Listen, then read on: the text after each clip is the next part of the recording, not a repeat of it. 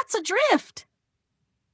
The Browns followed the direction of the Admiral's gaze with alarm, only to see the yacht dancing on the waves some distance away as it headed out to sea. "Shiver me timbers," roared the Admiral. "Didn't anyone tie it up?" The Browns looked at each other. In the excitement of landing on the island, they had left it to the Admiral.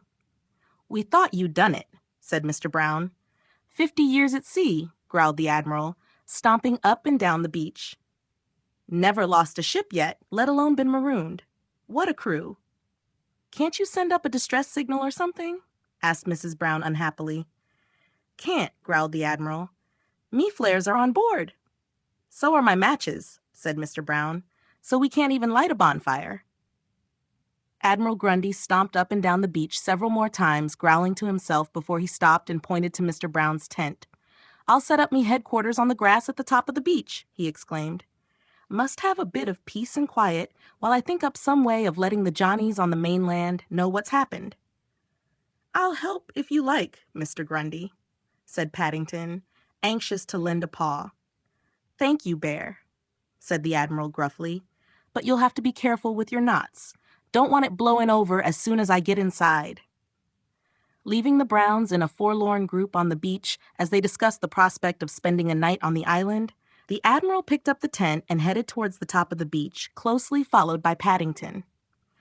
Paddington was very interested in the subject of Mr. Brown's tent. He had come across it once or twice when he'd been exploring the attic at Windsor Gardens, but he'd never seen it in use before.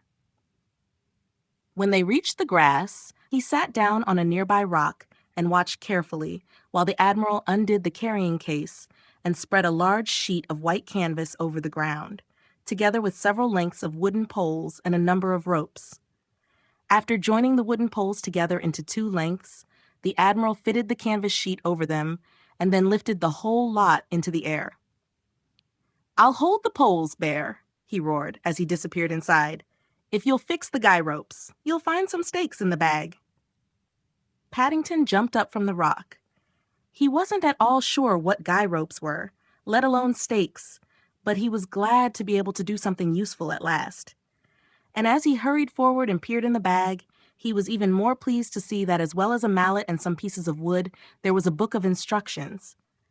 Paddington liked instruction books, especially when there were plenty of pictures, and Mr. Brown seemed to have a great many. On the cover, there was one which showed a man hammering the pieces of wood into the ground, and although the man in the picture wore shorts and was fat and jolly, not a bit like the Admiral, who was very gruff, he felt sure it would be a great help. "What's going on, Bear?" called the Admiral in a muffled voice. "Shake a leg there. I can't hold on much longer." Paddington looked up and saw to his surprise that the Admiral and his tent were no longer where they had started off. There was a strong breeze blowing now that they were away from the beach, and the Admiral seemed to be having some difficulty in staying upright as the canvas billowed out like a sail. "Hold on, Mr. Grundy," cried Paddington, waving his mallet in the air. "I'm coming." After consulting the instructions several more times, he picked up a pawful of stakes and hurried across to where the Admiral was struggling. Paddington was keen on hammering, and he spent an enjoyable few minutes banging all the stakes into the ground and making fast the various ropes before pulling them tight as the Admiral had told him. There were a great many ropes. In fact, there seemed to be far more than there were in the picture, and Paddington had to make several trips back to the bag for more stakes, so that it all took much longer than he had expected.